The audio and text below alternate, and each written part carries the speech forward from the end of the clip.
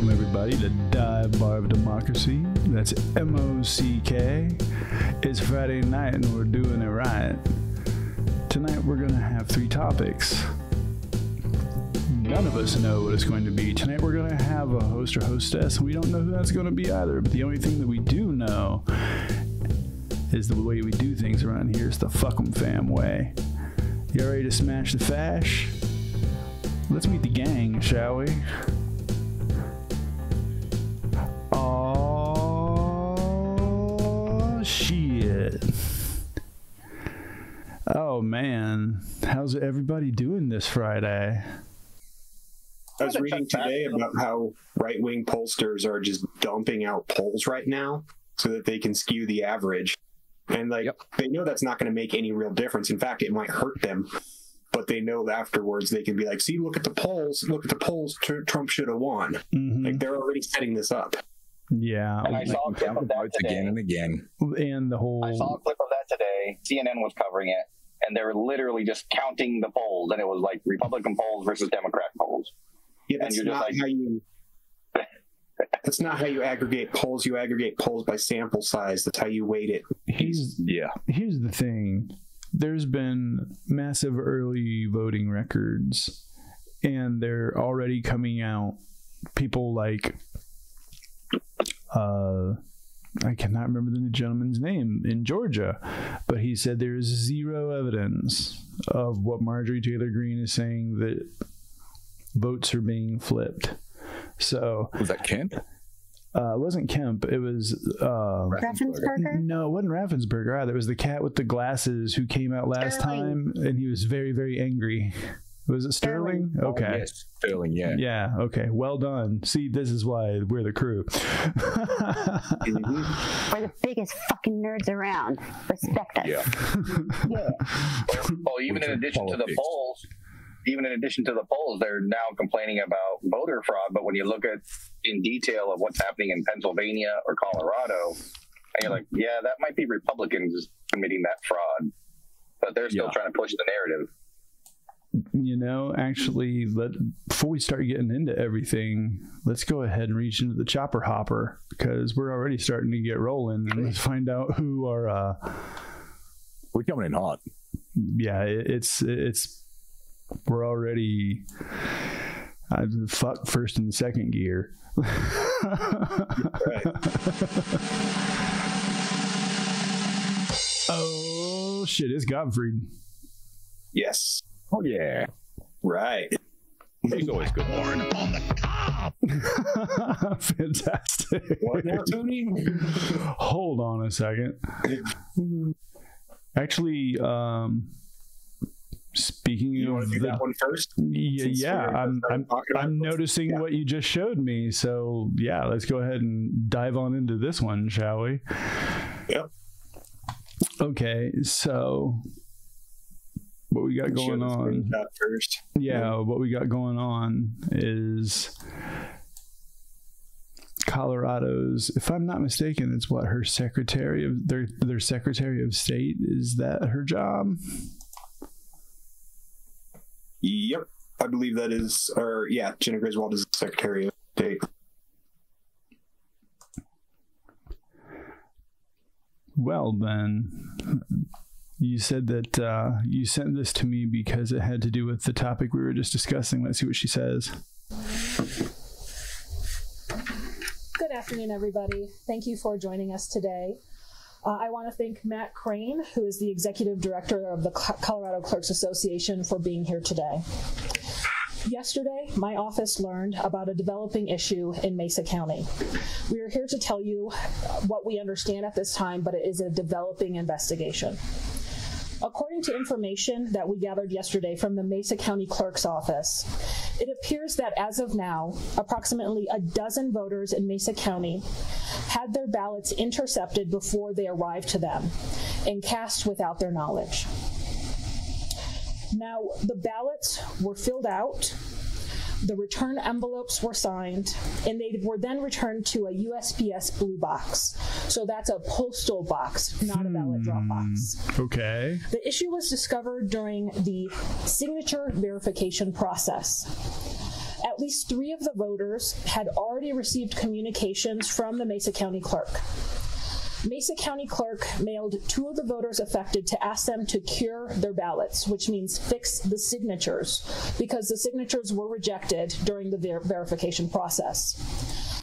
So basically what you're saying is the slow and skinny of it is that they're catching Republicans basically, well, for lack of better words, cheating again. Planting the seeds of cheating. Yeah. And the reason that these got turned in is because those people were sent notifications by email that, hey, we've received your ballot. And they're just like, what? I didn't ever get my ballot, you know? Right. I completely understand that. And,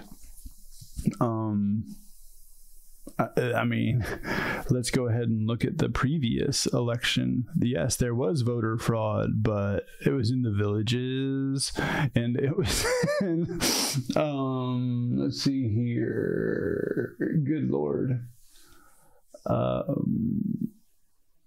The other thing is, that's Tina Peters' old county. And Tina, I was about to say that. Yeah, that's Tina Peters' stomping ground. Yes, it is the land of privilege and honey, otherwise known as the maggot steppe. I mean, that part of Colorado, kind of it. Well, I know that isn't that Bobert's district, if I'm not mistaken? Not her new one. Yeah. No, yeah. The one that she carpet bagged to? No, the one she carpet bagged to is on the other side of the state. Yeah. Mesa County is like Grand area. Okay. So, well, her current district. So I'm curious if by any chance any of this that was discovered is linked to Tina Peters. So am I. I mean, probably not, because I would have thought you'd expect someone she's been in contact with through one of these cases. I dare say look at the court filings from the one she just got sentenced for, and you'll find a name somewhere that rings a bell through this one. Guarantee it. Well, Colorado Republicans. Well, I mean, there seems to be a lot of things that are starting to be exposed as connections. Yeah. And the thing that's really, really pissing me off the most is we're living through the biggest, most blatant "I told you so." And it's beyond frustrating when you're consistently gaslit by a party of fascists. And the cult of denial. Right. And you know, like, you're like, no, I have facts. And they're like, no, but our facts are malleable. And you're like, but that's not how that works. Fuck your facts. I got feelings. Mm-hmm. And then they'll say, fuck your feelings, I've got facts. And basically, whenever they say that, it's just to basically solidify their transphobia. Because any time they say facts over feelings is referring to the whole genital thing that they're obsessed with. And if you point out things like what we just said, all of a sudden that's taken out of context. That's my favorite thing is, like, you know, when you get to see people try to spin, you know, being openly exposed that Trump is all about some Hitler. Mm-hmm. And it's just, how many different excuses have we heard? It's out of context. That's not what he means. They keep moving the goalposts, but it's also infantile. It's like confronting your 3-year-old and your 5-year-old at the grocery store. It's like, little Timmy, I know you walked over and you hit your sister. No, I didn't. No, 3 people here saw you do it. I never did. Why is she crying? And these 3 people say you did. I never did. We saw it on the cameras. No, they're not. I mean, they just keep moving and saying. Reminds me of a story from when I was a kid. One of my cousins, he hit his sister and she comes in, but he comes in first and he's like, I don't know why she's crying. I didn't hit her or anything. And it's just like, And this dude's a MAGA now, by the way. Some things never change. It's Arrested Development. They never grew up. That's what I'm saying. It's the same mentality. They kept it instead of growing as individuals and learning how to solve their problems and interpersonal relationships and how to compromise. No. It's just, everything has to be their way, and they'll throw a fucking temper tantrum if it's not. It just sounds like conservatism in general. Yeah, it sounds like literal conservatism in general. It's being a child. It's refusing to evolve and wanting the world to evolve around you. Yeah. And it's decking your sister in the middle of the shoppers, flopping down on the floor, kicking all of the popcorn off the shelves, and then expecting a cookie from your mom. I mean, what the fuck, GOP? This is infantile. Well, the thing is they did not plan on Project 2025 getting out to the mainstream. They had all of their eggs in their nice little fascist basket ready to go. And that's why they thought they could leak it out to their cult only. Yeah, well, or at least the people who would be considered to be the commanders in Gilead, those motherfuckers. Like, that's the people that would actually, be in a position of power if a theocratic monarchy was to take over, more so. And they did not expect that it was going to end up being spoken about from behind the campaign lectern to thunderous boos.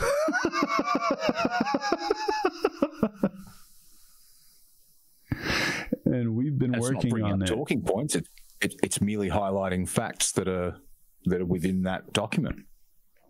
And it's a disgusting document. And that is what it seeks to do. Go ahead.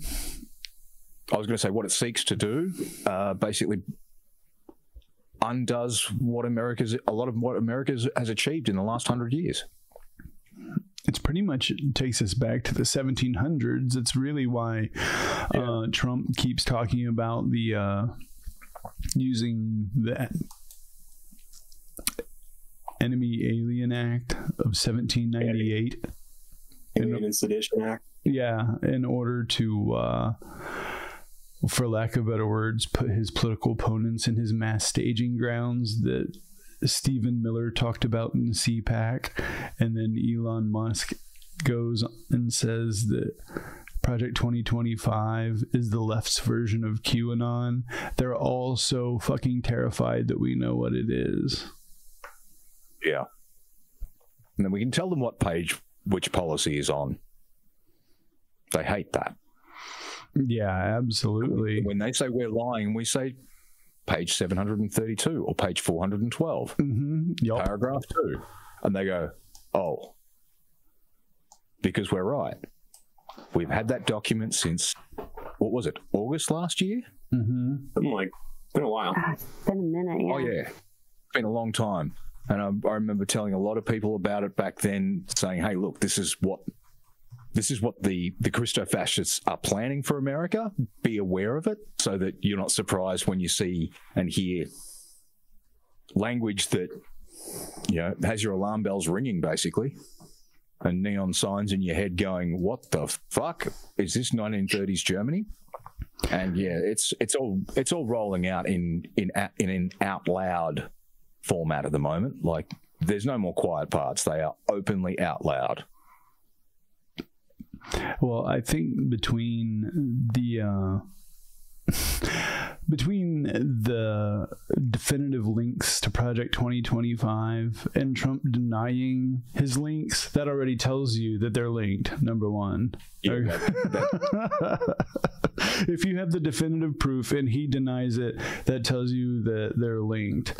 This Roy Cohn bullshit that has been mainstreamed into the viewers of Fox News, in my opinion, has been so carefully studied by Russia to make sure that it is part of their disinformation campaign, because they realize that there's a certain sect of uneducated American who cannot stand the idea of ever being wrong. And they've learned how to feed them their talking points so they never think they're wrong. And then if you challenge those talking points, they're taught whataboutism. They're taught a whole swath of techniques to basically break any argument that's engaged in faithfully, like in good faith. Yeah, it's designed to break the spirit of the person they're engaging with to the point where you just leave. I agree, and you know, I mean, if you have a question and you ask a MAGA this exact, easily researchable, factual question, rather than admit that they're wrong, you'll always get the answer, "You tell me." And then when you go to tell them, they're already trying to analyze the sentence. That's just your opinion. Well, they're also trying to analyze the sentence to see if you get one little tiny thing wrong, that they can latch onto that. That's called the reverse Gish Gallop. Because now all of a sudden you're no longer talking about what you were right about. You're talking about this one little thing that they jumped on. And anybody that's listening to this show needs to be able to recognize these tactics and the ask the question again and again till they walk away. And speaking of Russian tactics, it's a good time to go into the next part of this story. Actually, that's not a bad idea at all. Yeah, why not?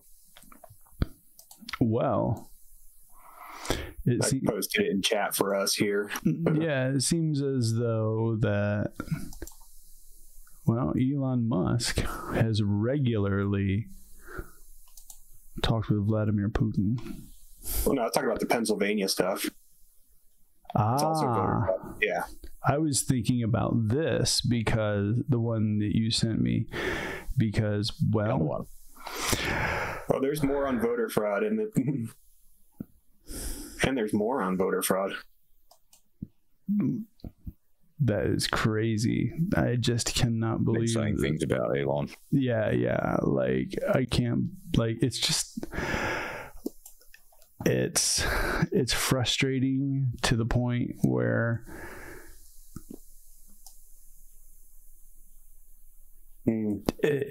it's hard to almost put into words at times because you know what's true. It's like what Solzhenitsyn said. Remember when he said they're lying? We know that they're lying. They know that we know that they're lying, but still they lie. Mm-hmm. He also activated Starlink for China over Taiwan as a favor for Putin. Did you know that after the hurricanes, he said he would put up Starlinks and let everybody have connections, but you had to pay a $450 fee. Oh, really? People have nothing left, and this guy. Mm-hmm. So there's another had to pay story. The connection fee. He was gifting them 1 month, and then they had to sign up for continuous plans after that. I wouldn't trust him anyway. No, he needs to go through some shit. Why I don't use Twitter? Well, I noticed you pointed out. I went ahead and, as we were speaking, I brought up that graphic about Lancaster, Pennsylvania, where they busted a large-scale fraudulent voter registration scheme. Mm-hmm.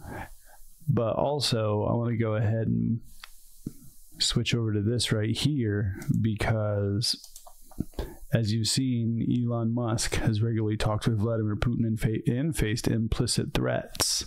So that really just explains so much why there's this coordinated effort to get all of this Russian propaganda out there. He is a national security risk. He has how many government contracts? I mean, if the number's more than 0, it's too many. Yeah. He clearly can't be trusted. He's going, doing shadow fucking diplomacy with these fucking yahoos that want to take over our country and, subjugate us all so they can squeeze every ounce of effort and money out of us they possibly can, because they're greedy motherfuckers that don't want to pay their fair share and think that we owe them all of our lives until we just die.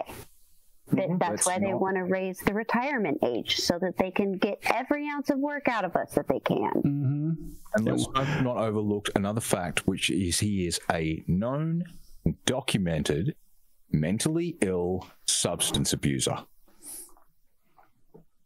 Well, his children love him. Who else is that? So many. Who else does that describe? Let's see here. A mentally ill substance abuser. Mike Lindell. Oh yeah. Here's the thing.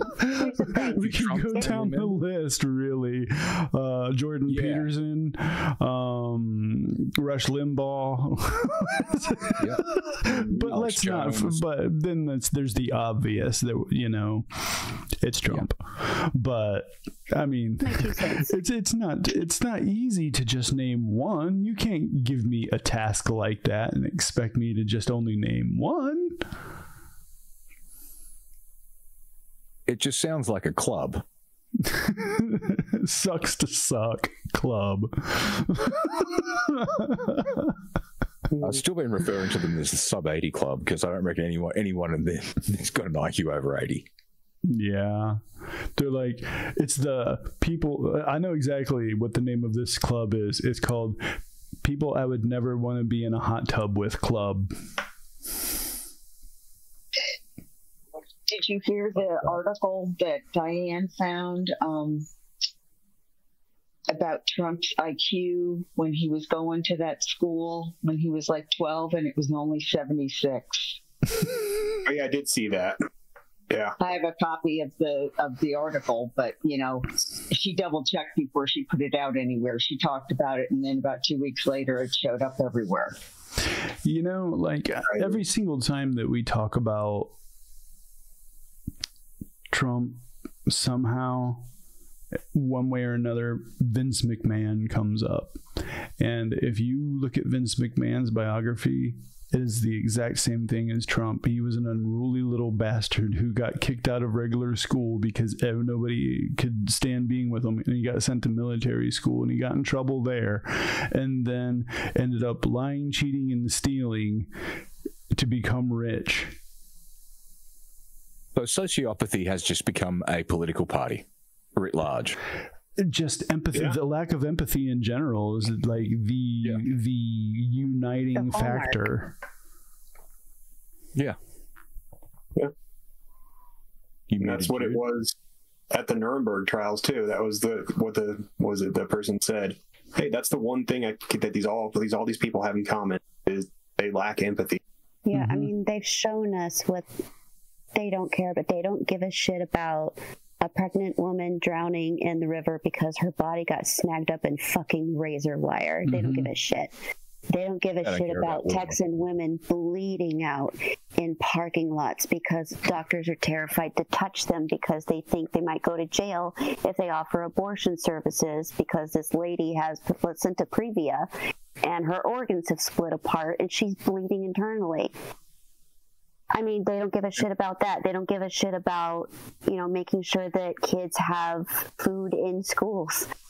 For some kids, it might be the only 2 meals they get that day. They don't give a shit about that. I mean, just look across the board. They show us again and again and again down the line that they have no compassion for anyone. Well, the thing that fucks me up is if you display actual genuine empathy, it's called virtue signaling from people who claim to be Christians. I'm going to add on to that before we continue. I'm going to add on to that all of their complaints about FEMA and hurricane coverage. None of it had to do with empathy. They're all just trying to blame people. Oh yeah, it's all a game of partisanship. Just like they wanted to treat COVID as a political event. Yeah. I'm using the same playbook as the 30s, where they would find within society disgruntled individuals who could exploit kernels of disturbance, basically taking every single issue and finding a way to politicize it, mostly by using the word woke. Now you can say that, you know, this movie is woke, and that basically means like it has black or gay people in it, and then instantly it's othered. It's just a way to instantly other like something. It's the otherization of things. The same playbook, which is part of the dehumanization. Anyway, the COVID playbook is the same one that they've been using on climate change since I've been alive. You know, the Democrats act like responsible adults and say this is an issue we should address. Republicans scream, "You're politicizing," and in so politicizing it themselves. And that's what they did with COVID. Mm-hmm. Can I just point out something really trivial here, just on a back note from 2 minutes ago? The US is the only country in the developed world that regulates, or more to the point, prohibits in any way, female reproductive care. It's not seen as anything but medical care in other countries. It is nothing more than medical care. That's what it is. Nothing. It is nothing more than don't understand. Healthcare. It's biology. It's just sometimes biology goes wrong, or sometimes something happens in your biology that you didn't expect. You know, like a tumor, you know, that grows in you. I have scars in my arm. I don't know if you can see them, from tumors that grew in them. I didn't want them there, but you know what? Thank God I was able to have them taken out. And if I got pregnant right now, I would need it taken out because my body can't handle a third pregnancy. The first two almost fucking killed me. And I need to be able to make that choice for my body because I have 2 kids, you know, here that I need to be able to provide for and take care of, you know? And these have real world consequences. Well, to chime in on that, I happen to know from a very close friend of mine who's involved in the medicinal cannabis game. She helped run a couple of studies for Endometriosis Australia out here, and she coordinated the studies with a couple of hundred different people from her study group who had begun using cannabis for endometriosis. Long story short, that's by the by.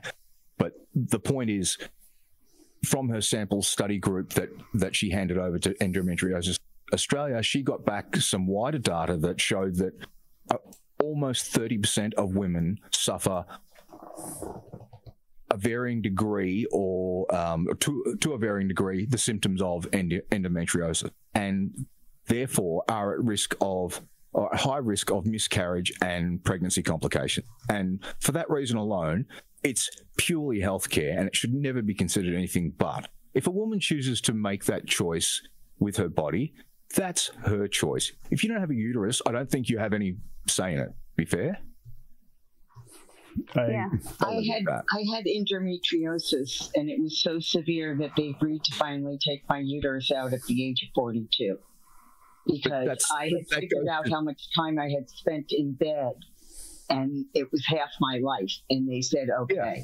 I said, you know, I can't live life like this.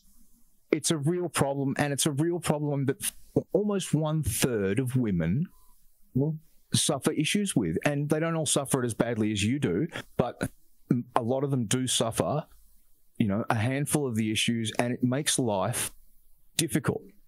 And for no other reason than you have slightly defective reproductive organs, and it's not your fault. It's nothing. It's through no fault of your own. You don't deserve to, nor should you have to go through any unfair or disproportionate level of healthcare just because you are a female. When I was 12, the doctor put me on what was then called Percodans. They're now Percocet. And I was on those for like 15, 20 years. That's why I can't take codeine at all anymore. But that was the only thing that helped to get rid of any of the pain, and I'd be in bed for 5 days. It was ridiculous.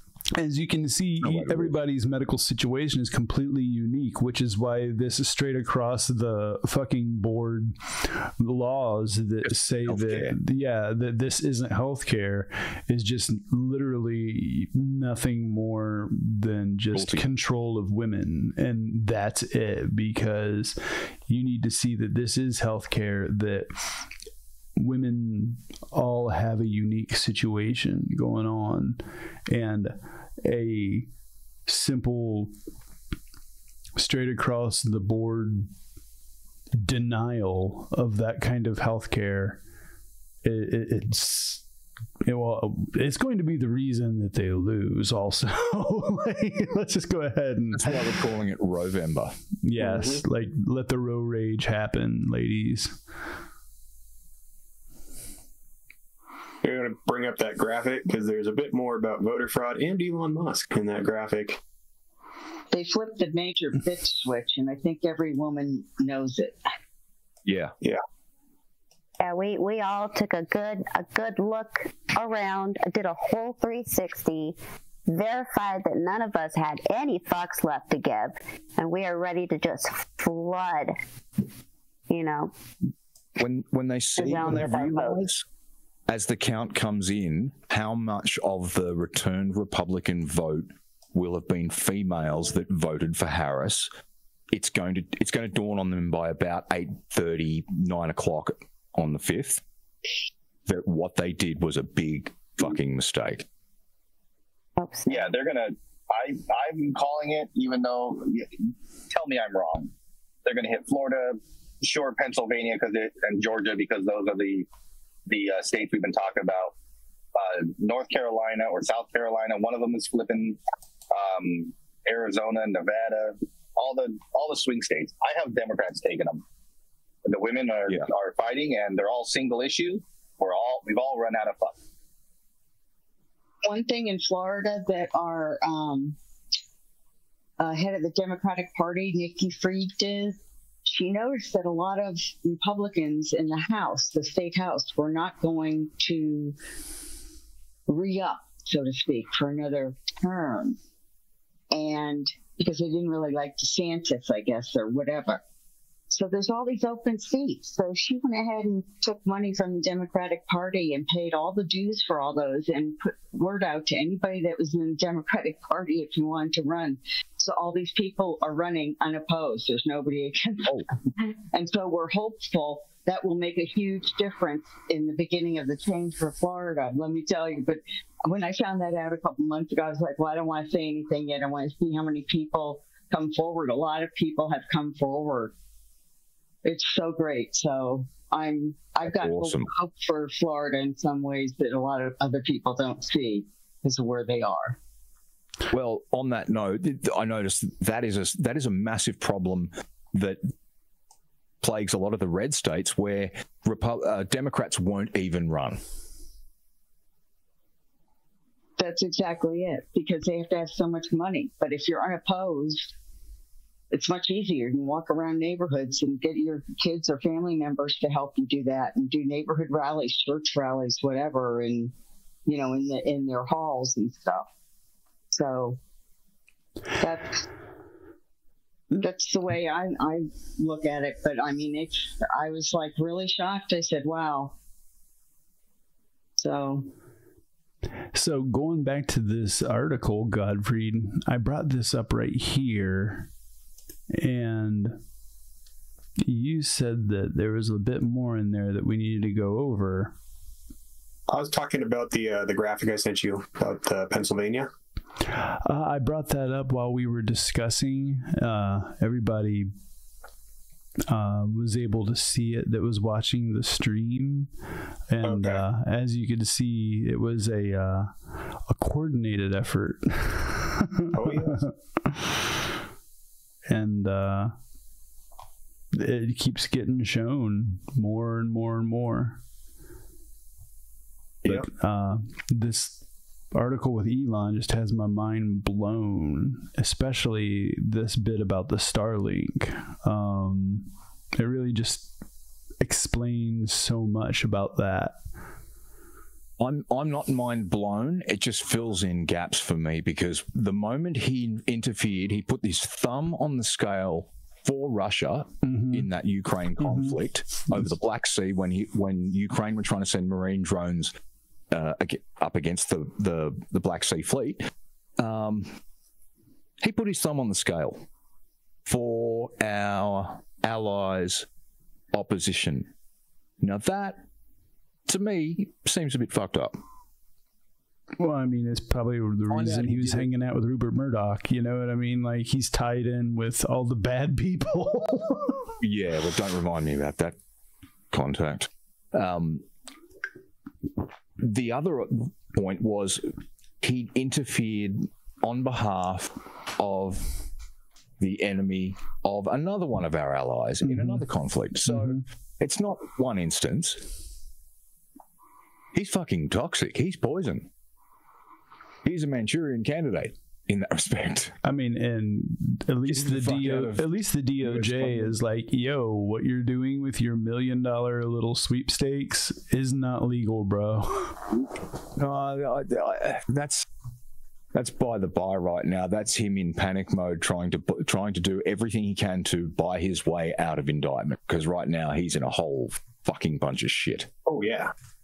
He's committed so many crimes at this point that if Trump doesn't get in, well, Espionage Act, Fire Act. I'm going to point out how fucked is he by posting at 1 a.m. about Project 2025 and still trying to distance Trump from it. Yeah, that is the cherry on top. Yeah, that really is a whole lot of, I think, for lack of better words, it's just projection. That whole trying to get in front of it and make it seem fake before it's actually brought to light. That little move that they tried, that little two-step that they try to do, it's such a dead giveaway every time. It's like the accordion hands. It's their version of the accordion hands. Like, I just remember the first time I heard his political, I'm going to call it banter, because that's essentially what it is. It's not political speech as such. It's banter. Having been from the entertainment world and having a direct, one contact away from Trump himself and from Mark Burnett himself and from Rupert Murdoch himself, it's really weird to watch how the mainstream media has normalized and sane-washed the absolute derpitude that comes out of that motherfucker's mouth for so long. And having been present to a phone call between my old boss and Mark Burnett, where I heard him say, no, he's not interested at all in the presidency. And this was in July of 2015. So I knew back then it was all about branding. It was all about name recognition. He was going to get rich off this thing. Now this has turned into something so much more dangerous. Everyone who knows anything has to tell everyone who could receive any possible information what the fuck they're up against if they don't already know. Well, there's an entire media ecosystem that was made to not only ensure that Trump, following Goebbels' playbook, 100%, only showing him in the best light possible, never admitting that he has a mistake. Roger Ailes' prime objective with Fox was to make sure that Nixon never happened again. Nixon never had that happen again. Yeah, that there was always going to be. Well, then also think about it. All these motherfuckers like Bannon and Stone and, every other fucking right-wing grifter that can just use the word anti-woke or make coffee called non-woke coffee and make money off of it. Why would they want this? Well, for lack of better words, this division to end. It's exactly what, it pads their pockets. It's part of a larger plan known as the Seven Mountain Mandate, which is part of the Christo-fascist Gilead-style plan called the New Apostolic Reform. I advise anyone else who wants to know more about it to look it up. It's quite detailed. You'll find plenty of info via Google about it. But it's how they planned to conquer American culture and gain control of the mainstream. And it started 45, 50 years ago, and it's at its... The lemmings are at the cliff now.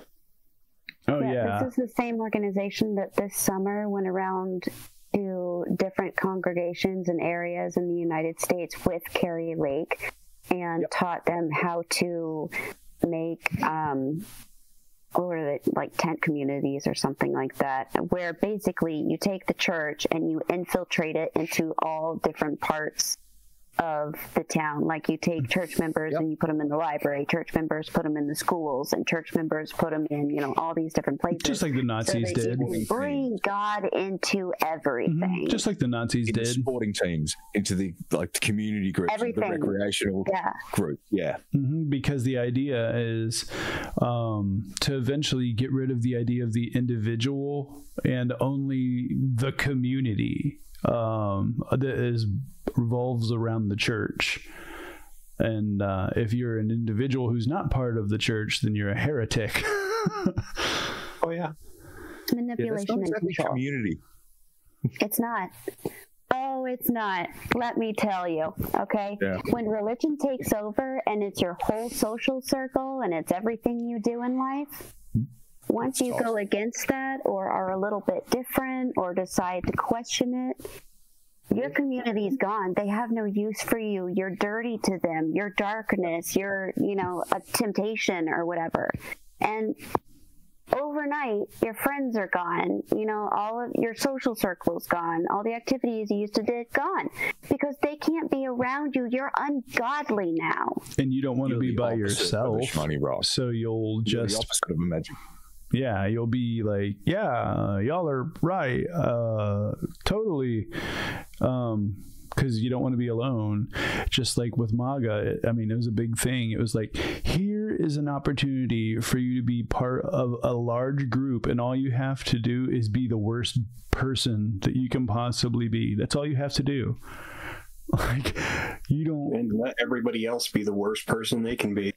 Yeah, and it's really a little extra scary leaving MAGA because there's a violence element to it. Hold a little grace for people that do leave MAGA because it's scary and difficult. So if you guys can, people watching this, hold some compassion for people that leave MAGA, because often it can be scary to leave. It's like leaving a cult or, you know, high demand religion. Yeah, if they decide on their own to leave it, then welcome them with open arms, because they've realized the hardest thing in the world for them in that sect, and that's that they're wrong. So I'm sure welcome them to the right side. Right. I'm sure that after they had their initial narcissistic collapse, because that's what it takes to realize that you've been duped. And that's the thing that MAGA is trying to avoid, is that right there.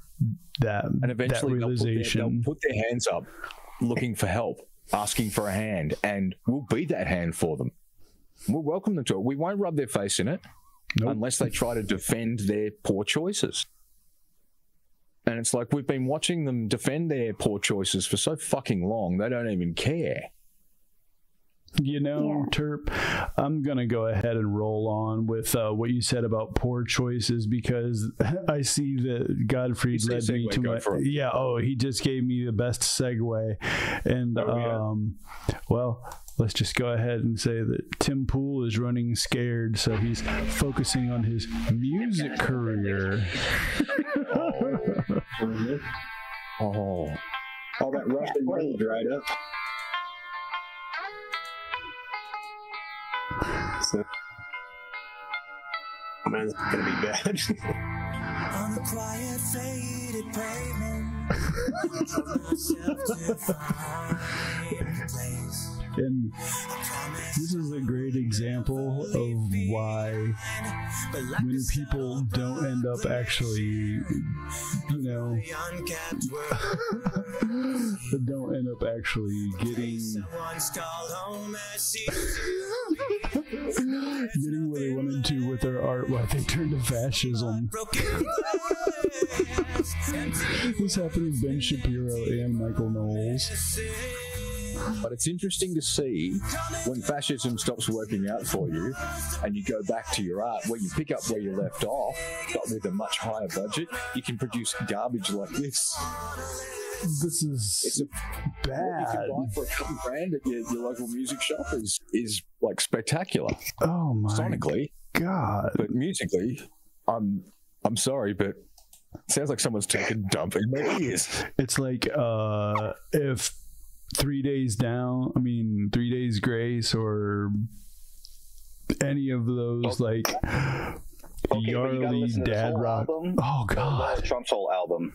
So pick one. Well, no, that's a punishment. That's something for somebody that loses a bet. Yeah, it sounds like a torture punishment. The thing is he's running scared now. He got busted with that Russian tenant media in the same way that we're getting these connections with Russia, with Elon, all well, for lack of better words. I think the DOJ is going to find a whole... When I say a bunch, when they find like 10,000 or more significant financial links between Russian entities and US citizens, I think there's going to be some fucking fallout. Well, the funniest thing is that Tim is leaving his podcast to focus on his music and his well, he needs to. Yeah, he really fucking does. There's nothing wrong with a little woodshedding, Tim. Nothing wrong with that. But it just seems like that ever since that connection came up, he just doesn't feel the need to say anything on his show that the DOJ might be able to use against him. Well, Go ahead. I was just going to say he's hoping a musical career might leave him some financial